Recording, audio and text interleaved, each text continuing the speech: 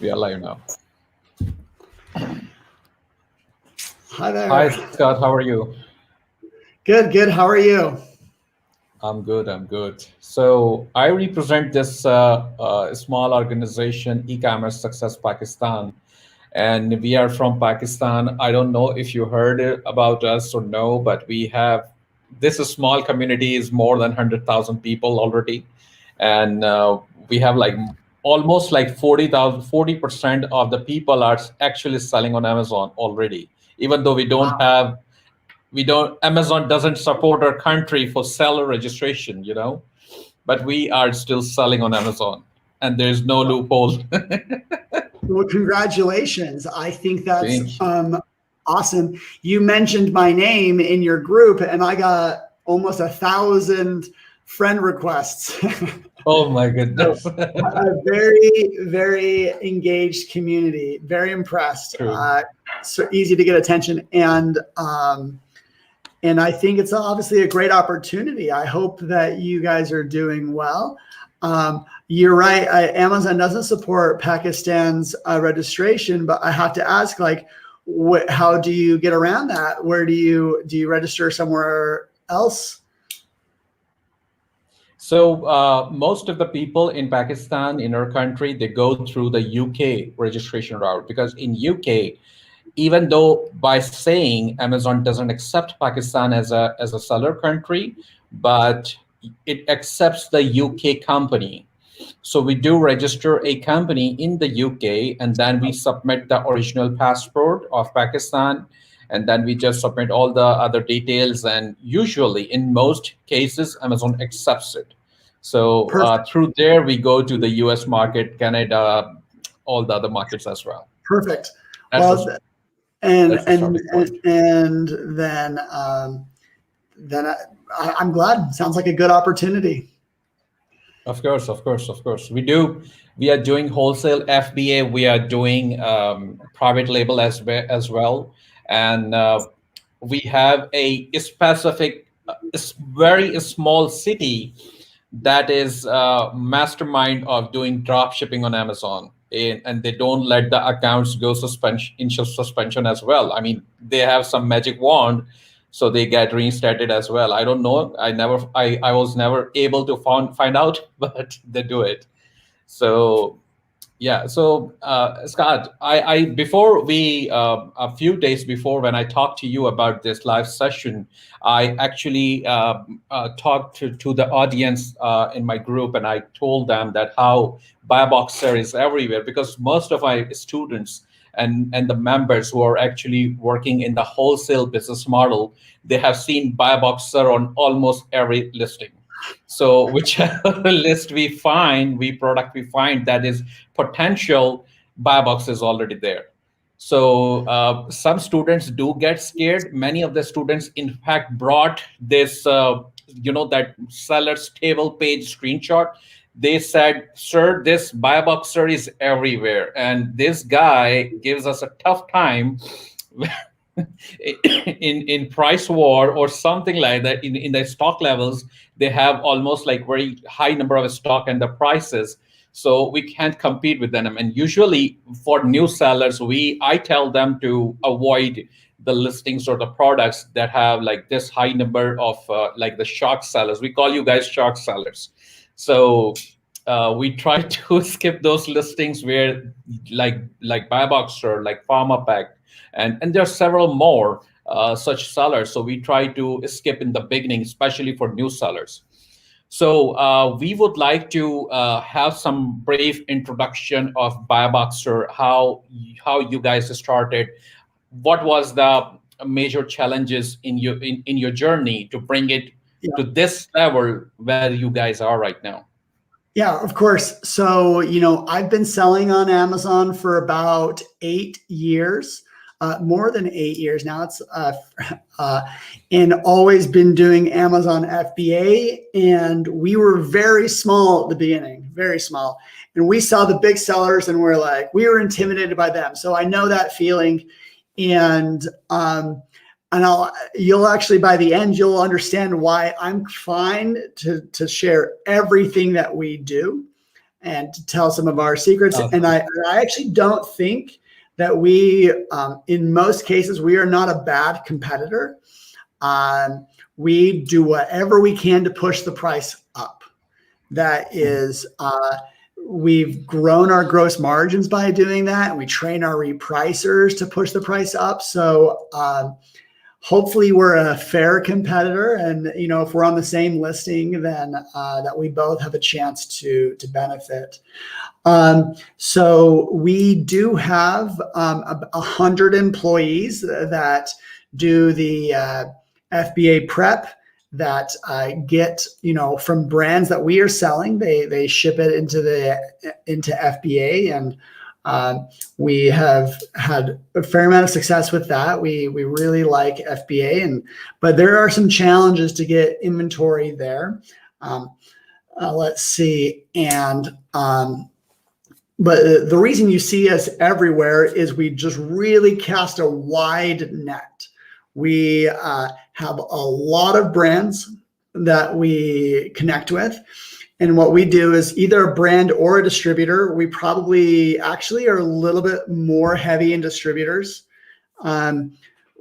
We get their lists, and we actually have an internal tool. There are other tools that do this. We're not the only ones that have, but we scan a list of UPCs and then find the opportunities, those that have a good sales rank and those that have a good profit margin. And we do this for thousands, tens of thousands of UPCs. And we can do it very quickly. We can do it in an afternoon, run a really big list, and find the opportunities. And we try and we actually really do well with the long tail. The products that aren't selling super fast, we find that they can be a little bit more profitable. We also avoid competition. We avoid where everyone is in a price war to the bottom. And this is obviously evolved over many years to where it is now, and where we have, that's been our kind of our growth cycle. So, you've got a lot of good questions here. Here's a question about direct brands or distributors, and we do both. Have success with both. Brands are sometimes harder to build that relationship and get a yes to open up an account, but you can, potentially have a higher margin. Whereas distributors are easy to get a yes, and they have such a huge catalog. And so we're able to, create bigger purchase orders with the distributors. And go on. So you just said that you guys do larger lists very quickly, very rapidly. So what sort of systems or software you use to process these kind of large product feeds from the suppliers, from the distributors? Yeah. So what happens? I've built this internally. There are other tools that are commercially available. Ours is not, just because it's just not very clean. It's not designed that way. But you take a UPC and you take the price, a list of say thousands and thousands, and then you use Amazon's API to one by one request. Yeah, to make update to request the information. What's the Buybox price? What's the sales rank? And when you have that information, you can you can make a decision, and then we use that. We create that listing right there, and so sometimes we're creating hundreds of listings at a time. And just because we create a listing doesn't mean we're ready to buy it. We do look at more data points. We look at a lot of data points before we buy it. We look at let's see, sales rank and category. We look at the size of the product. We actually, before we even buy it, our software system creates a shipment. We do that. Yeah. We do that to find out if it's hazmat, if it's restricted, or if there's like any inventory limit, we just test create it. You can do this through the API. And that allows us, so we know that if we buy it and we send it to our warehouse, that it's ready to send in. So we do a lot of things. We also are looking extensively at the price history, at Amazon's in stock rate. So, you suggested that, Buyboxer is a tough, competitive seller. We consider Amazon the ultimate tough competitive seller. That's true. True. Agreed. Yeah. Agreed. And so we build a lot of systems to avoid them. And we pull in, I can actually tell you exactly what we do. We use Keepa's API, and they have built and I analyze the last 90 days, and I check what dates that Amazon is in stock in. And I could show, I've got like data that I've shared with people where the higher the in-stock rate of Amazon, the lower our margins. And so as Amazon's in-stock rate goes down, our margins go up. So that's a very critical part to our ordering, and it's what has allowed us to grow really wide. We have 50,000 active ASINs with inventory in Amazon. Oh my goodness, 50,000 ASINs. How do you guys, how difficult it is for you to manage this much of inventories, the ASINs, and all the backlogs? Well, first, let me at least answer the scanning tool that I use is most similar to Wholesale Inspector. That's a scanning tool I can recommend. I've seen it used. I'm like, oh, that's like what we built. So there's also, I think Ecom Engine also has there's a few scanners out there that, I just wanted to mention that. Now you asked about, let me pause my notifications. I'm getting attacked over here. How we manage inventory. Great question, because one of the key points for us is is our pricing. We manage our inventory through our pricing more than anything else. So the first we insert into our repricer a minimum margin. We say, okay, the inventory just arrived. You've been here for 5 days, only for 5 days. We need you to be at least 20% margin, gross margin. So we force a gross margin. We don't let our repricer ever go below that. And if we're selling that, we keep that there very high.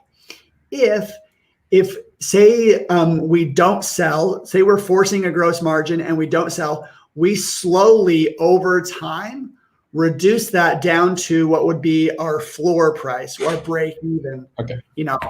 And we're talking about, maybe 15 days, 30 days, 45 days, over 90 days. When something is 90 days and not selling, then we tell our repricer, okay, it's okay to go to our floor. And then when something is even older than that, when it's older than 180 days, we actually use the inventory health report to classify our inventory. Like, okay, 0 to 90 days, you guys go over here. We want to make a lot of money on the 0 to 90 days. 90 to 180, okay, let's break even. But our older inventory, stuff that is 180 days plus, or even 365 days, our stale inventory, that's where we start to go below. And we are willing to lose money to sell that, because we see that our old and stale inventory works against us. It charges us fees. It is money sitting for way too long. And so if you see us price really, really low, that's also an indicator that this product just is not selling through very well. Cool. Cool. That's a nice piece of information. So we do use Wholesale Inspector, and I really like it because it also cuts down the listings where we have to remove the Amazon stock levels and all that. So we do use it, but for the time being, my students have been using this what you call it, Scan Unlimited, and there's another one is AMC Analyzer. So we do use both of them, and they are pretty fast as well. But the only thing is sometimes their calculations are not correct, especially Scan Unlimited. Sometimes it doesn't really bring the right calculations. What calculations would be wrong?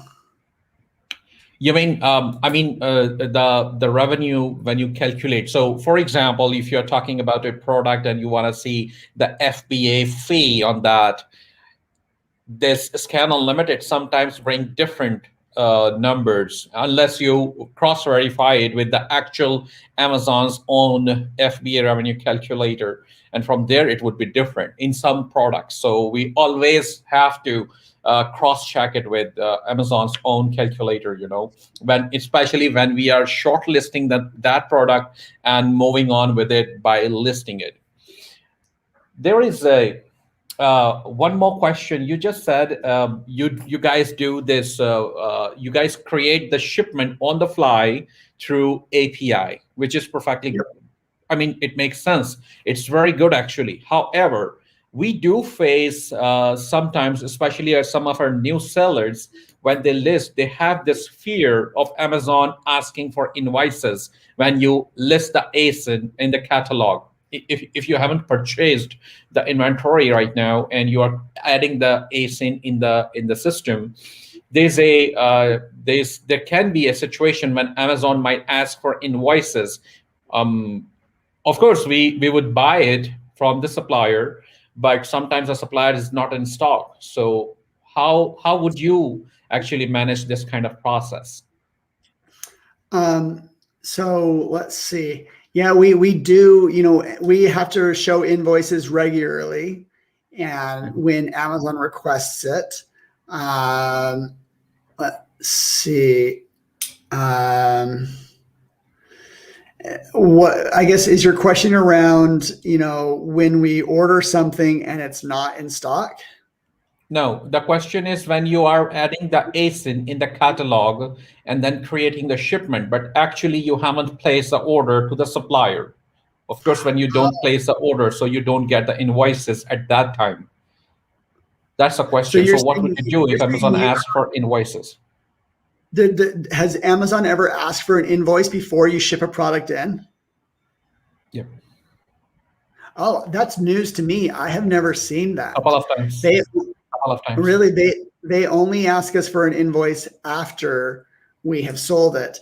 Usually we have to show an invoice if we get a complaint, like a used sold as new or a counterfeit possibility. And that's when we have, or a rights owner, an intellectual property complaint. That's when we are looking into sending in invoices. I am unfamiliar with an invoice before we've ever even shipped the product. So that I guess the only solution that I see is you just have to order that product before you actually can create that shipment. Okay, got it. So a couple of times in the past it happened. Yeah, interesting. I don't have an elegant solution. That's news. No, that's okay. So question is, have you guys ever been suspended by Amazon? Oh yeah. Really? Okay, cool. And your plan of action works all the time in the first attempt, or no, you guys no. haven't really? We have been suspended about 5 or 6 times, and for different reasons. Our first big one was over rights owner complaints, and and that was this was in 2017. So Amazon wasn't communicating that very well. The truth is Amazon has always struggled in communicating things very clearly. Sure. And and that was for that. And did we get rejected on our first appeal on that? I can't recall, but it's been a few times we do get our first appeal rejected. Cool. So give me 1 second. I have someone, I have to. Sure. My girlfriend is trying to call me. I have to tell her, give me just a few minutes.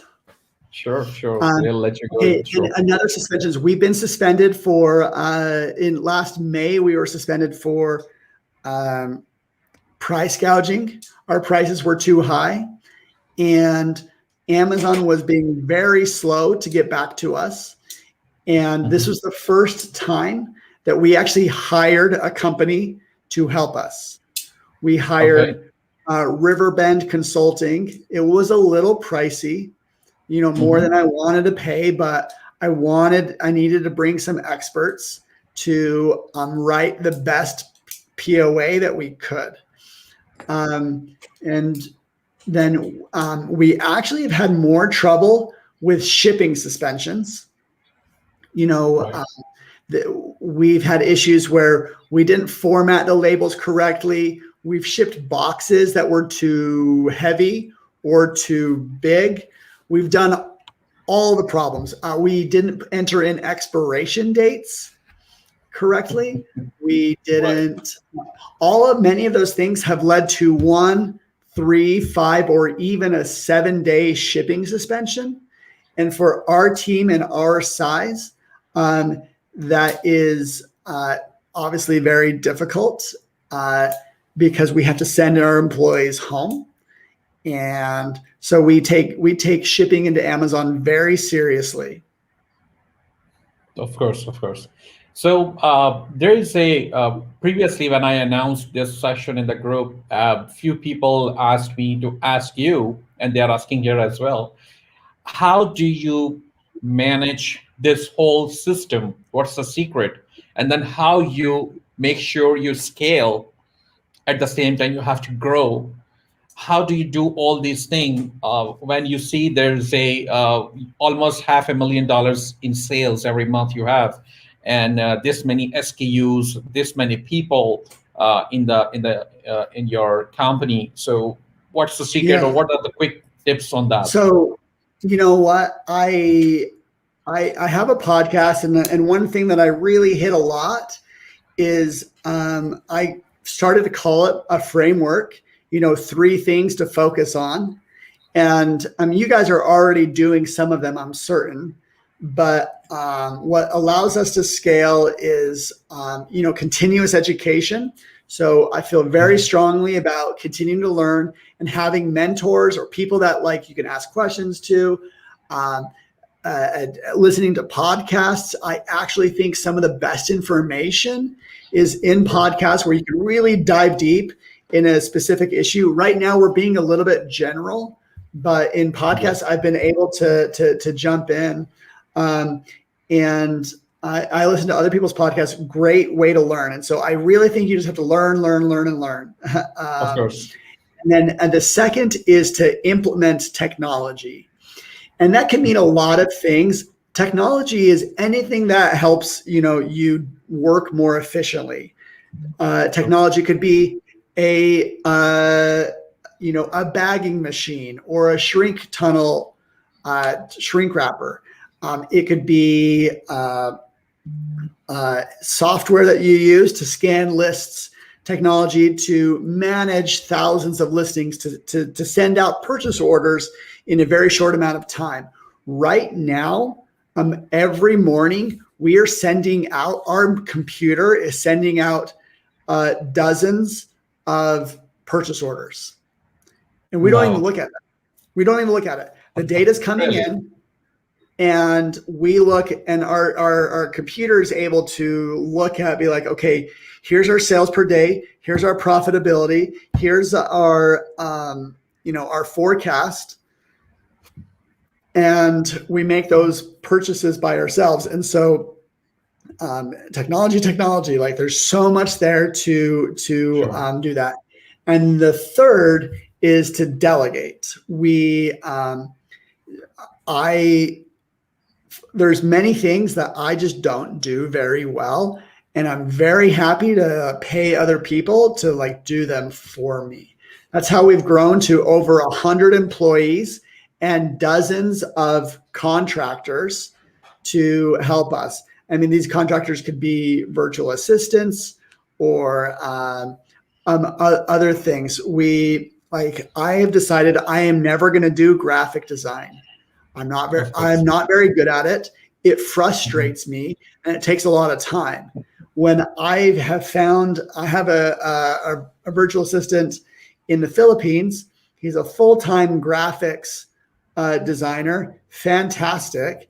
And the truth is, he's relatively affordable. Like, it's worth it. We look much more professional in our listings and everything else that I do. I use a graphic designer for a lot of things. I do more than, the thing is I do more than just sell as a wholesaler. We acquired a private label company last October. Wow. It was actually my cousin's, but that private label company does about $4 million a year. Oh goodness. And it's growing. It's doing quite well. So, we have that need for a graphic designer. And then also I'm very active in social media, and I built a tool called Smart Scout. And so, building out assets, our front page and all of that, I use graphic designer for that. And I just hire someone to do that. And once you get a little bit of revenue, once you get some scale, you can start to outsource tasks that you're not very good at, or that just take a lot of time. If you ever find yourself trading time for money, that's not always great. You want your time to do the things that help your business scale. Of course. So I'm personally selling on Amazon in this wholesale FBA model since 2017 beginning. So it's almost like 5 years now. In this community, this small community that started in 2018 mid ESP, we call it E-commerce Success Pakistan. So at that time, I was talking about Amazon dropshipping as well, because I used to do that too. Now, the question is, what I'm trying to say is, we have a lot of sellers, and we do face the new sellers, especially, they face difficulty. Some, in fact, many of the sellers are also on limited budget as well, because it's not in the US, so we don't get the line of credit. So another question I have for you is, do you guys face having dead stock? Because you just said that you guys go in a price war, or just take the price to the floor to sell out in 90 days. So what happens if you still are unable to sell after 90 days? So you suggested dead stock. Yes. We do a lot of things. Obviously, we get a little bit more aggressive with our pricing. And then we look at the listing and just ask ourselves a few questions. Why is this not selling? It's a very important question to ask about your products. So, and there's sometimes a variety of answers. Sometimes no one can find it. So we will do very cheap advertising. Sometimes we do PPC advertising, less than 10 cents per click. And that's helpful. And then another time, we took all of our stale inventory and we put a $1 coupon on all of it. Awesome. And that $1 coupon, if that increased our sales on our stale inventory, it doubled it. I looked at all of our stale inventory. It was selling about, $2,000 a day across all of our old stuff. And then I put a minimum coupon on all of it, and it doubled the sales. Awesome. Are you familiar with the Amazon coupons, that little green badge? Yes. Yeah, I'm a big fan, big fan of it for many reasons. One of which is customers feel like they have a short window of opportunity to get an extra value. It feels like free shipping to them. So we find customers really gravitate towards these coupons. And what's crazy is not all the customers actually use the coupon. The way that coupons are on Amazon right now is they have to check a box. I guarantee you, if you use a coupon on your listings, people will buy that product without using the coupon. I know that. In fact, this happened with me as well when I was purchasing on Amazon, seeing the coupons, and I forgot to check that mark. It's a trick by Amazon as well. So they try to have the customer skip that, but still the customer thinks they have utilized that coupon. So does this coupon? Yeah. Sorry, go ahead. Go on. I just wanted to know, this coupon helps you with getting the buy box, or it doesn't impact the buy box? I actually don't know. I haven't done a lot of studies on the buy box and coupons. I just know, like, I kind of have done a blanket approach. Any of our stale inventory, we just throw a coupon on it to help it move through. Got it. Cool. We use coupons with our private label as well. Say a lot of times we run out of stock on private label, and when we get back in stock, we've lost our sales rank. And so we need to do a coupon to kind of juice it back in to a good spot. So have you ever, besides acquiring that existing private label business, have you ever launched your own private label product? Oh yeah. So one of the reasons we bought this private label business is they had a pipeline for launching new products. And we're launching a fair amount of products. We're launching, some stuffed animals, puzzles, and then we're actually growing our existing lines. What we have done is we've talked with our manufacturers and asked them, what else do you do? And then we're listing some of their other products. Awesome. So we mostly use this PPC campaigns with, like you said, you guys use $1 or less. I think 10 cents. I personally do 10 and 15 cents as well sometimes to get more clicks, and it does work. But besides that, any other specific PPC campaign or strategy that you think helps a lot, if you would like to share? Sure. Well, I think this does go back to asking yourself the question. You have to put yourself in the customer's shoes and ask, why is no one buying this product? Right. And it comes down to a few things. One may be that they're just not discovering this product. They're not finding it. They type in a search term, it's not there. There's no advertising to be found. So you certainly want to get this in front of people, and then you need them to consider it. First they need to find it, they need to browse and see it, and then you need to increase the click through. So it has to have a good title, a good price, and a good primary image, and that will get them to click through. And then finally, what will help them convert? And you don't control everything here, but you certainly control. You can influence the pictures, the descriptions, You have to put yourself in the customer's shoes and ask yourself, like, Right. why is no one buying this? Does this product fill a need? Do people want it? And I usually find it when you answer that, like you figure that out, why someone would or would not be buying it. True. So there is one thing that you said about Filipino VAs in graphic designing, all that stuff.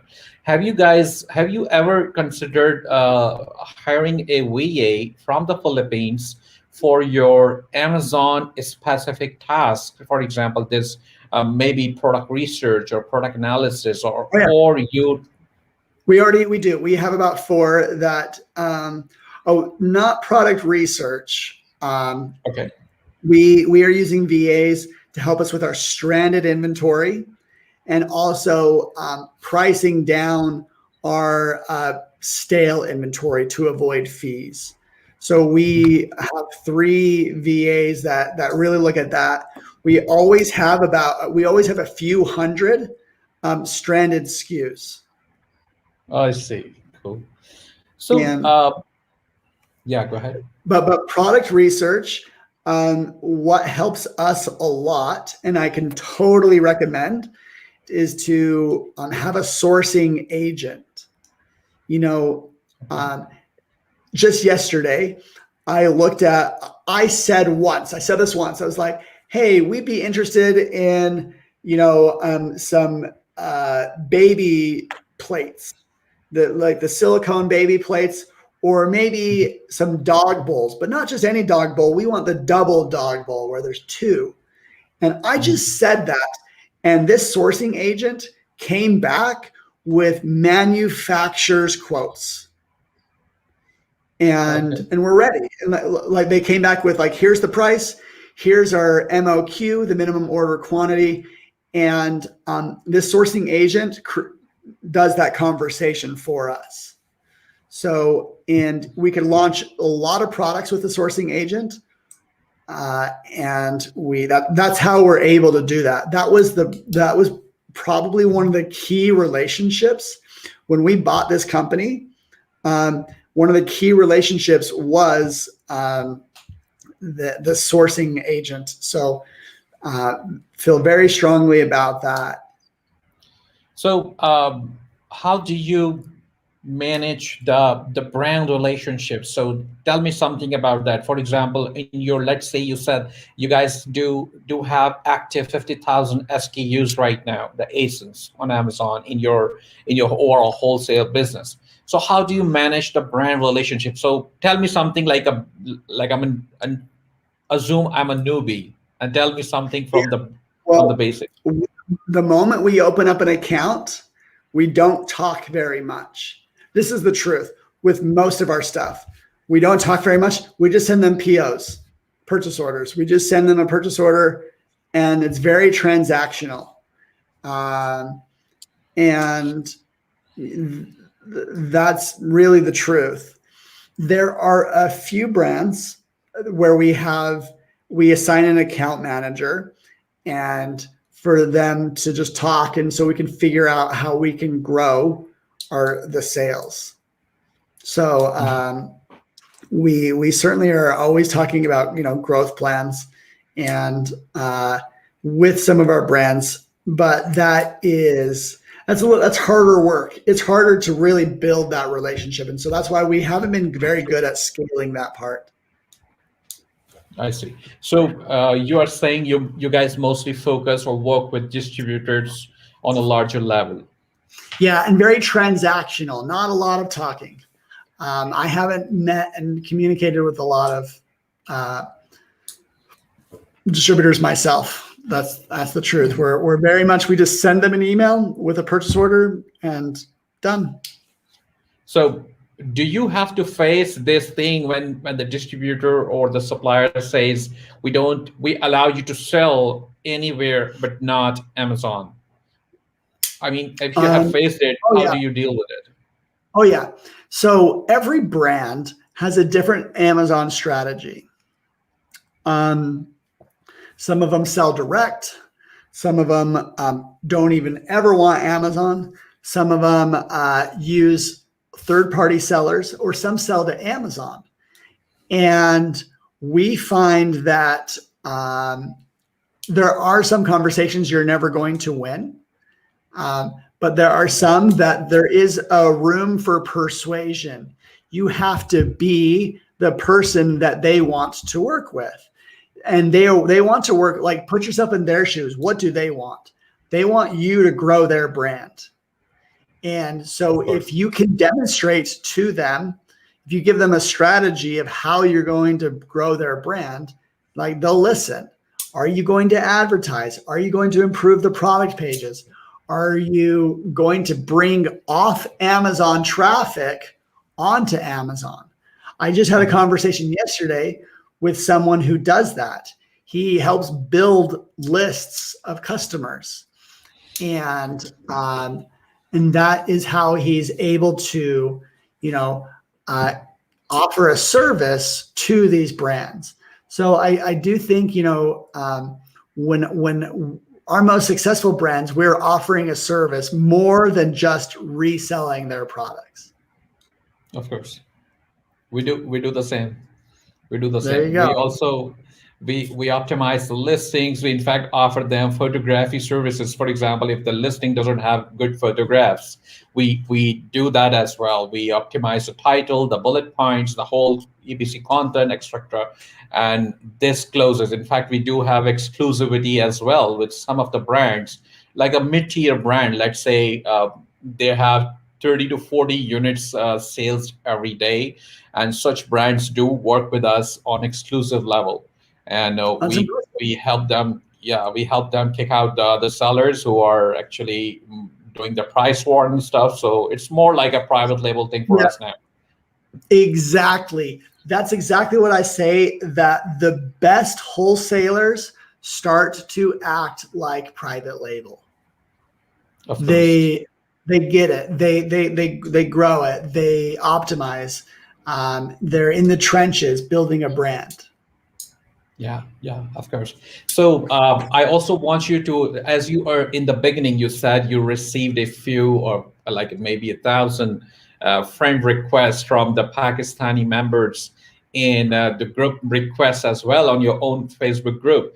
I must say that we do have very high intellectual students who are already working on many Amazon accounts already. So we are actually you can say we are in the race to maybe beat the Philippines in terms of their VAs, because these people are actually offering the VA services. They are quite, in fact, even lower cost sometimes in comparing to Philippines because of the currency exchange. And but it makes a big difference. Interesting. And I certainly would be open to that. I'll be honest, there's one thing that I look for in a VA that we don't compromise very much on. It's just, we just have to be able to understand them. Like the language barrier, we just have to get past it. If someone comes to me and I'm on the phone and I'm like, I struggle to understand, then it's just hard, But anyone that speaks English in an effective way has a chance to do that. And we have success with VAs, and I certainly the questions here actually that you have shared and that I see in the chat are a prime example that you guys do know. You are intellectual, you do understand Amazon. There's a lot to be said there about understanding Amazon. I was talking with another services business in Amazon, and they always find that their executives that they hire don't understand. They don't think like a seller. And they're struggling. Their business is struggling to grow because all of their top executives, all their MBAs, their business people, they don't think like a seller. And you do have to think like a seller. And if you'll permit me for a second, because I've been a seller, that allowed me to build Smart Scout, the way that it is. Here's something funny. We mailed to the top 7,000 sellers in the U.S. We mailed this, hey, here's Smart Scout. This is a tool that we've built, and I've spent a lot of time optimizing to help people find, to help people succeed on Amazon, to find the best brands. You asked an interesting question about, finding which brands will say yes, like what brands do you work with? Well, there are tens of thousands of brands, and Smart Scout helps you take those 10,000, take it down to 1,000, 500, 100. And you could say, these are the best 100 brands that I think will say yes to us. Awesome. So, and yes, I went through it actually. Okay, great. Yeah, great. There's a fun little feature of the seller map. This is you jump on and you can look at where sellers are across the world. You can see all the sellers on Amazon.com, whether they're in New York City or they're in China, and we show their estimate revenue. And so it's a fun tool, and have enjoyed building it. And we keep building new tools for it. Some of them are focused for wholesalers. Some of the tools are focused for private label. And cool. It's worth a trial alone. I do think there are a few wow moments, and happy to always talk about that. Yeah, of course. I did take a look and I really enjoyed using it. I was like, okay, this, and honestly, I entered Buyboxer in the search field first time, and I saw all the brands Buyboxer is selling already. And I mean, if you want to copy a seller, or at least see what brands a seller is successfully selling, you just have to follow this tool. I really liked it. And in fact, that's why I put this question in the list. So you have already answered a bit, but if you want to explain in a little more detail, you can definitely tell us all how it can help. Yeah, one problem that we were always trying to I would hear my brother, I work with two brothers. One would ask hey, the next brand that we open is going to be the best one. Or we always felt there was something out there better, and we didn't know. And so what we did is we downloaded all the brands on Amazon, organized it, and created some brand level data, such as, is this brand selling on Amazon directly? What's Amazon's in stock rate on the entire brand? How many FBA sellers are there? How many non-FBA sellers are there? And you're able to use that and filter. And that's the true power of Smart Scout, is these filters. They allow you to take the 10,000 and pare it down and be like, okay, I don't want to work with Amazon brands. I don't want to work with brands that are selling direct on Amazon. These are the ones that I want. And then you could organize by category. And so it's very good. And you did mention an interesting thing about, you can source off of other sellers. You can see where they're having success. You can type in Buyboxer and see our brands right there. Yeah, of course. You don't have to go to Buyboxer. There are many, many other sellers that you can source it. But it's fine. I don't worry about more people jumping on. As our software system is very nimble. We can move to new products very quickly. Cool. So yeah, I mean, Smart Scout was very good. I mean, I definitely have to buy it, and because it's telling me the brands the other sellers are selling successfully. That's the main part, because I think how I try to work is, if somebody has done the major work already, why should I do that? I should just copy and replicate it. So, Scott, I know your time is important as well, and we took 1 hour already almost. But if you have to go, I will definitely let you go. But I've got a few more, maybe 5 more minutes. We could answer some questions from the chat or whatever. Definitely. It seems like they've been very active. Let's see.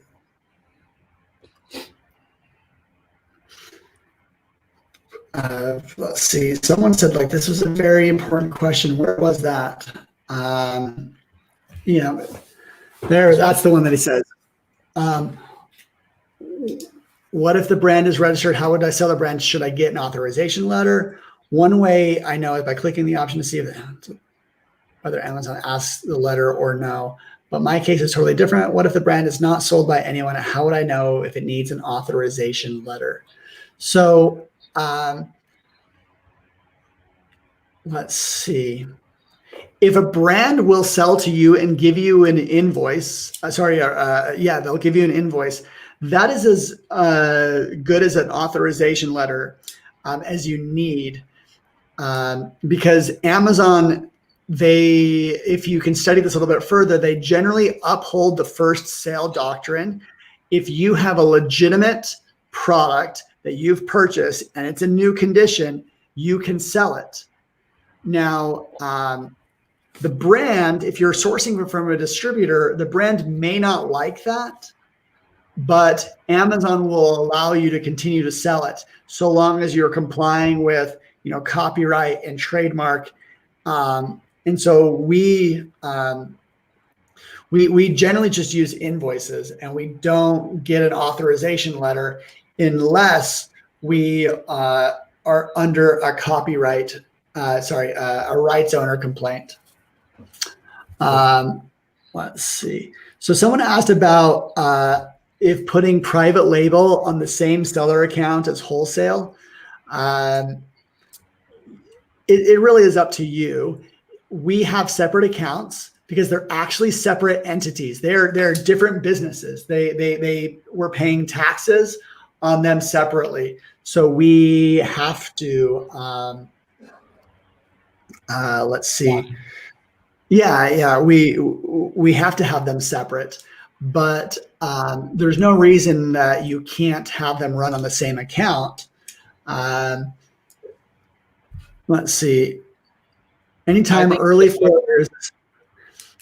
Yeah, we've certainly, you know what? Our biggest failures actually happened when we were bigger. We weren't as profitable as we thought we were. We were running, I hate to say this, but we are running about a 14% gross margin, and that's really, really low. And so I spent a lot of time to make our pricing. I looked for every reason to raise prices. And so that really helped us to, helped us be more profitable. So I would say if you're a newer seller, is the more you can understand about your profitability, like what are your FBA fees, your commission fees, your shipping fees, like know all of that. So your break even and your profitable price point. If you don't, you're going to really have failures early on. Got it. One question I had earlier, actually, I forgot, and it will be quick. So you said you want to hold the inventory listing for 3 months, for 90 days on the 20% gross margin. Do you get Buybox in that situation during the early 90 days as well? I mean, is it too frequent that you get Buybox and sales? Sometimes we do. And if we don't, then we start to lower the price. If we do get sales, we keep it high. We just keep it high. If the sales are coming, we keep it high. But when the sales don't come, then we start to trickle down. So it's very dynamic, and we spend a lot of time building systems to help us be dynamic there. Okay, cool. Okay, Scott, I do have the details of this Smart Scout. In fact, I'm going to make a couple of videos in a language in Urdu. So yeah, of course. So the students, the members can understand it well. And I think it's a must-have tool we need in today's business on Amazon. So yeah, I'm going to do that. I will ask for your help whenever I'm in need. Sure. And we do have some qualified, very talented VAs, I must say. I would request you to keep them in mind. They are already in your group, And hopefully after this session, the recording, there will be more people coming to your group. I will be happy to share the link, if you don't mind, with the people, and they will be coming to your group and probably offer the services. Of course, I will restrict them to not to spam, but just to offer the services whenever in need. Yeah, for sure. Maybe I'll create a thread there being like, hey, here's if you're offering services, talk in this thread, and then Awesome. and people can engage with it, and that'd be great. Well, thanks so much for your time. It's been great. Thank you, Scott. Thank you for your time. I appreciate that, and we'll be in touch. Thank you. Have a good day. Take care. Bye. अच्छा जी, ये session अभी भी live है। Scott साहब चले गए, बहुत शुक्रिया आप लोगों के टाइम का। और मुझे बड़ी खुशी हुई कि स्कॉट ने जब एक बात की खुशी हुई कि जब स्कॉट ने क्वेश्चंस पढ़े तो उसने बड़ी खुशी से ये बात कही कि हाँ जी, आप लोगों को अमेज़न पता है कि क्या होता है, क्योंकि क्वेश्चन से अंदाज़ा हो गया था। तो थैंक यू सो मच। और प्लीज़ इनके ग्रुप में जाके स्पैम ना कीजिएगा कि मैं ये सर्विसेज ऑफर कर रहा हूँ। अगर जो नए वीएस बने हैं अभी, या बन रहे हैं, या इस तरह पढ़ रहे हैं, अगर वो लोग देख रहे हैं तो मैसेज का ख्याल रखिएगा। उसने खुद ही कहा था कि मैं एक थ्रेड बना दूंगा, यानी कि एक पोस्ट वो कर देगा, तो आप उसमें जाके अपने कमेंट में अपनी सर्विसेज ऑफर कर सकते हैं। तो वो कीजिए, जो उसने ऑफिशियली खुद अलाउ कर दिया है वो ज़रूर करे बेशक, लेकिन जो चीज़ उसने अलाउ कोई भी पसंद नहीं करेगा कोई किसी के ग्रुप में जाके स्पैम करे। तो माशाल्लाह से बड़ी खुशी हुई मुझे आप लोगों के लिए, किसी और ने, बाहर के बंदे ने आके हमारे ग्रुप के लिए, हमारे लोगों के लिए तारीफ़ की। और बिल्कुल सर्विसेज दीजिए। अल्लाह ताला आप लोगों के लिए, हम सब के लिए आसानियाँ करे। क्वेश्चंस आप लोगों के बहुत सारे, लेकिन अब सर में दर्द हो गया, तो इंशाल्लाह बाद में मैं रिस्पॉन्ड कर दूंगा। थैंक यू सो मच, बहुत शुक्रिया। अस्सलाम वालेकुम।